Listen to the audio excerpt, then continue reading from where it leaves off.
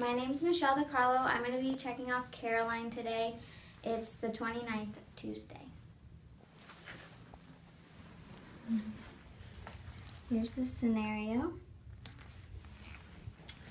Okay, so the first thing I would do is enter the room and introduce myself, Caroline, a Liberty University nursing student, and I would identify the patient with his name and birthday. And then I'll wash my hands and put gloves on. And I'm first going to do an enema and hang, depending on the doctor's orders, like how high to hang this, 12 to 18 inches. I'd put lukewarm water in it and then soap and put the patient in Sims position, which I'll go ahead and do that, and just make sure to protect the patient's privacy and modesty and everything. So just turn over, just like over here, and just expose what I need to. And then I would make sure this is lubricated 2 to 4 inches, and put this in about 1.5 to 2 inches.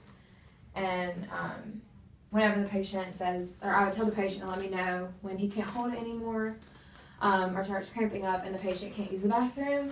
So I put the bedpan under here, and then we would turn the patient over on the bedpan once he can't hold it anymore, and adjust it so that it's comfortable, and sit the bed up a little bit, and then let the patient have privacy and let him use the restroom, and then come back in and make sure he's cleaned and wiped and everything is good there. So I'll move this down. Okay, and then a bed bath.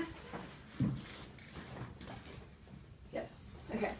Well, first I'm just gonna say, since the patient is diabetic, I'm not gonna put any lotion or irritants on the feet. Just be careful around the feet, just since they're delicate and sensitive since he has diabetes. So first I would put this on